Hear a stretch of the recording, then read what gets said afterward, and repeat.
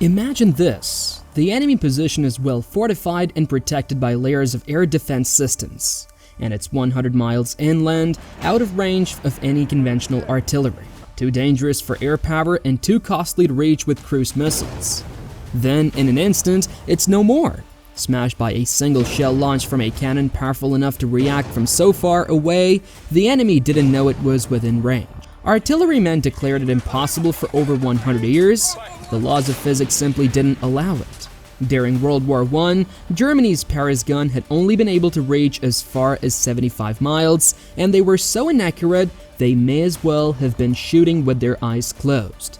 Several decades later, Saddam Hussein contracted the greatest artillery designer in the world to develop him a supergun, and the man ended up dead without his supergun ever firing a single round. But America has actually done it. And it's not just a prototype, it's being tested right now. In order to attempt to understand the seemingly impossible task of creating a 100-mile gun, we have to understand what takes place as you fire, say, a conventional artillery shell.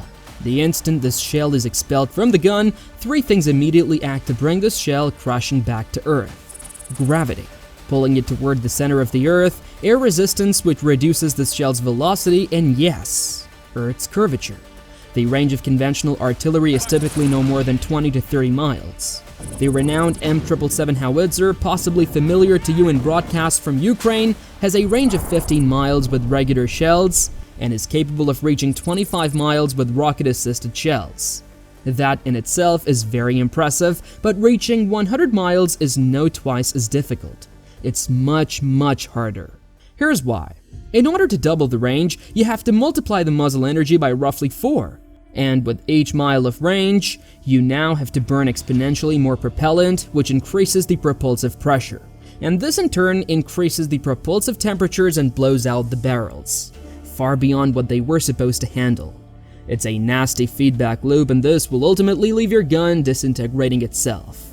And assuming you manage to muster enough thrust, your ammo will have to withstand high hypersonic velocities, temperatures hot enough to melt metal, and land accurately enough to hit something the size of, say, a building from over the horizon.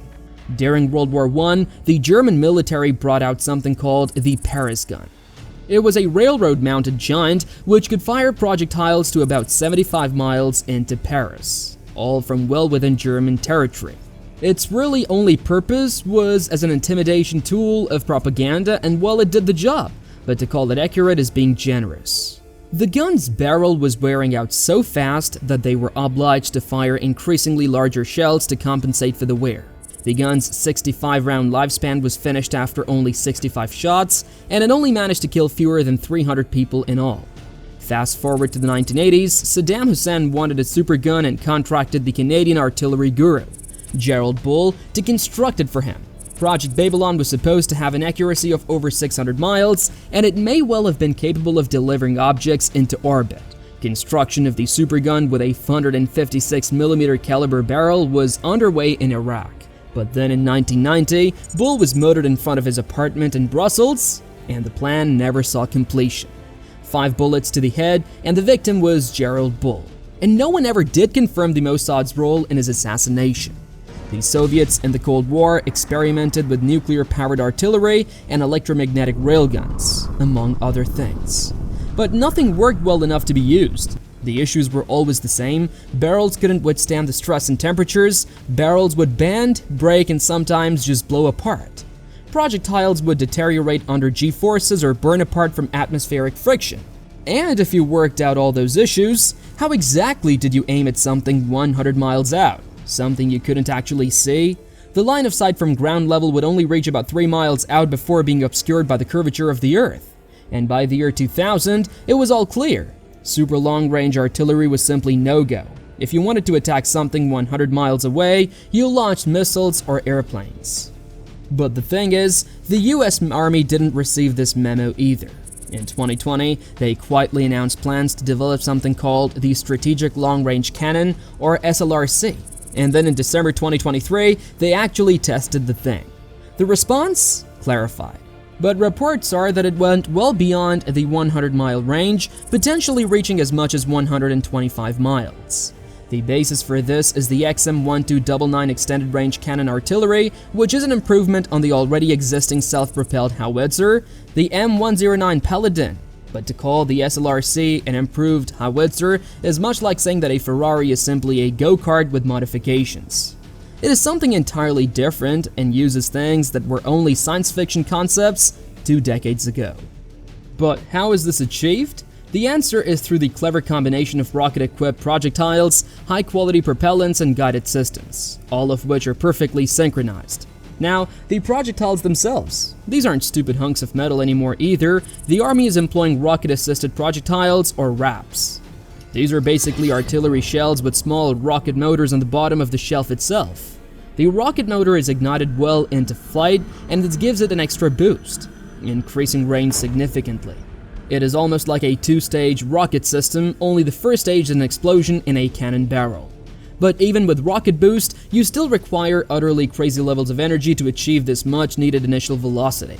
This is where the high-tech modular artillery charges make all the difference. These are no grandfather's firecrackers, folks. What we're dealing with are highly customized propellant kits, which can be staged in various patterns for optimal explosive thrust. Want to go farther? Slap on another propellant kit. One to backtrack, The removal of one will get the job done. But range without accuracy is pointless if you can't actually hit what you're shooting at. Enter the Excalibur guided shell. This is where the SLRC transitions from being awesome to being frankly terrifying. The Excalibur line of ammunition utilizes GPS and very small fins deployed halfway through the flight path to correct the shell's flight path. Accuracy within 10 meters at maximum range as an example, hitting a certain spot on the other side of Manhattan with a football. The GPS route is obtained by the projectile before launching, follows the route as it flies, and must constantly make minute corrections to hit the target. Whether there is wind resistance, atmospheric variation, or the target is merely relocated slightly, the shell adjusts for it. This is surgeon-like accuracy at 100 miles. But all this is moot if your barrel is melting only after 3 rounds. The metallurgical jump here is simply revolutionary. The SLRC is pushing the boundaries of advanced alloys and cooling designs capable of withstanding high-pressure cycling. The kind of metal they're working with will still be sound at temperatures that will reduce regular steel to liquid slag. The barrels are probably made from high-strength steel alloys infused with chromium and molybdenum, much like those used in tank gun barrels, but advanced to the next level. There is also evidence of cooling systems being implemented, with the possibility of coolant being passed through channels within the barrels themselves to reduce temperatures between volleys. But to finally nail all this together, you require a brain. Present-day fire control computers will calculate all the stuff, including the Earth's curvature, air density, temperatures, wind patterns at different levels, the Coriolis effect generated by the Earth's rotation, and the shell-fired friction patterns on the gun barrel from past bombardments. The computers will then process all this input information from satellites, weather stations, and drones to provide the accurate data required to place a shell through a window from over the horizon. What then is the actual effect of a 100-mile gun on the battlefield? Everything. At present, both China and Russia are actively pursuing anti-access area denial, also known as A2AD. The general premise is simple. Establish nested defenses of long-range missiles, air defense systems, and electronic attack capabilities so dangerous it becomes suicidal for enemy forces to attempt to close within striking range. The Chinese are doing this all along the South China Sea, with fortified islands ringed with enough missiles and other defenses to keep US carriers and airplanes at bay. The SLRC reverses this entirely. Now the US can place their artillery on friendly land or on amphibious carriers and strike out at what were formerly safe zones. The Chinese defenses on artificial islands are now subject to bombardment by something they can neither see nor strike back at with artillery.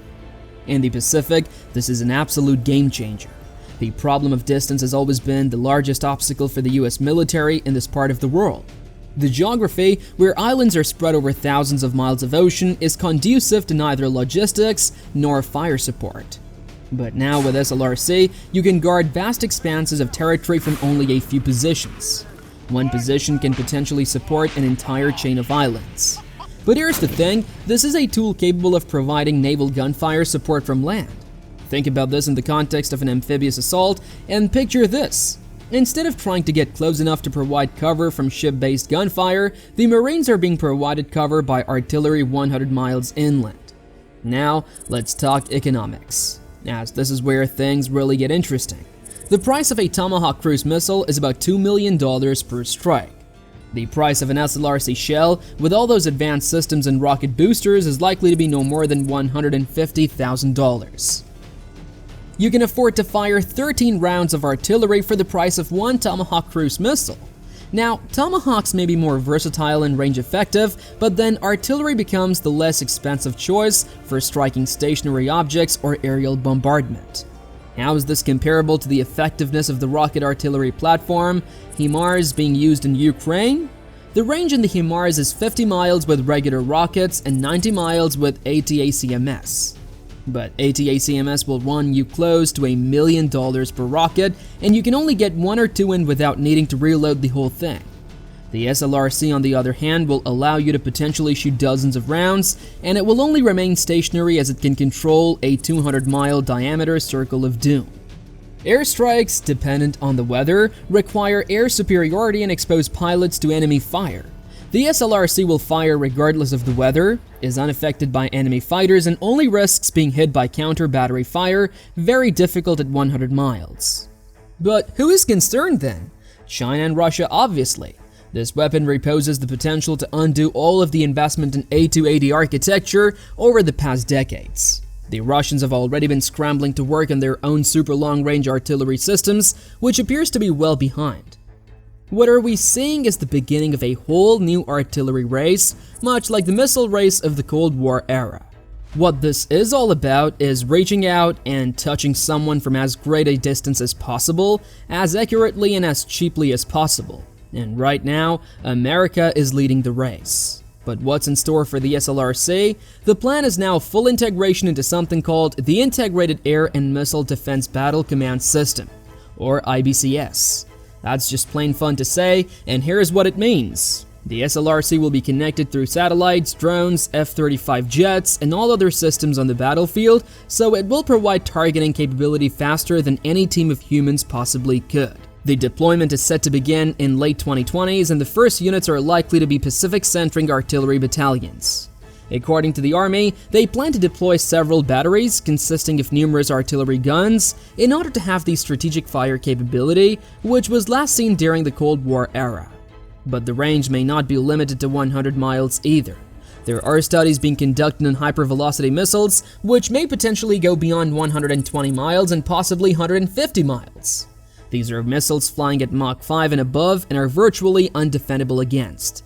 There is early research on scramjet-enabled artillery shells that will basically be small hypersonic missiles, but this is probably decades in the future.